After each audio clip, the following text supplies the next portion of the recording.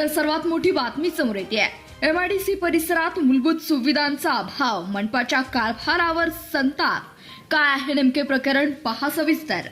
कुपवाड परिसरातील सार्वजनिक सुलभ शौचालयाच्या अभावाच्या निषेधार्थ प्रहार जनशक्ती पक्षाच्या वतीने गाढव हलगी मोर्चा काढण्यात आलाय. रोहिदास चौक ते सांगली मिरज कुपवाड महानगरपालिका कार्यालय कुपवाड या मार्गावर हा मोर्चा काढण्यात आला.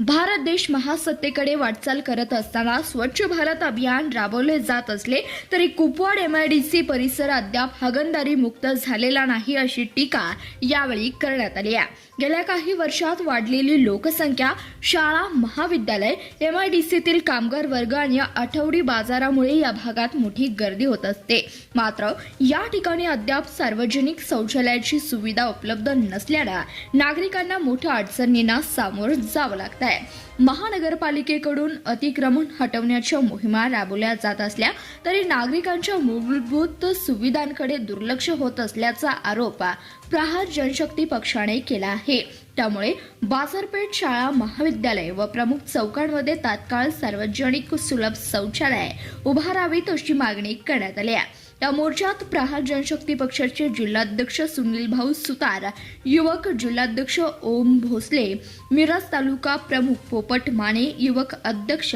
राजू कदम, उपाध्यक्ष दत्ताभाऊ जगदणे, धीरज कांबळे, सागर म्हारगुडे, तुषार चिंचकर, संजय सरगर, विकास इरके यांच्यासह अनेक कार्यकर्ते सहभागी झाले होते. दरम्यान मनपाच्या सहाय्यक आयुक्तांनी याबाबत निवेदन स्वीकारून लवकरच सार्वजनिक शौचालय उभारण्याची प्रक्रिया सुरू करण्यात येईल असे आश्वासन दिले.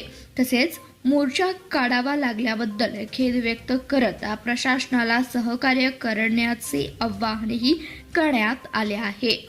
धन्यवाद. प्रतिनिधी इरफान बारगीर, CBS न्यूज मराठी, सांगली.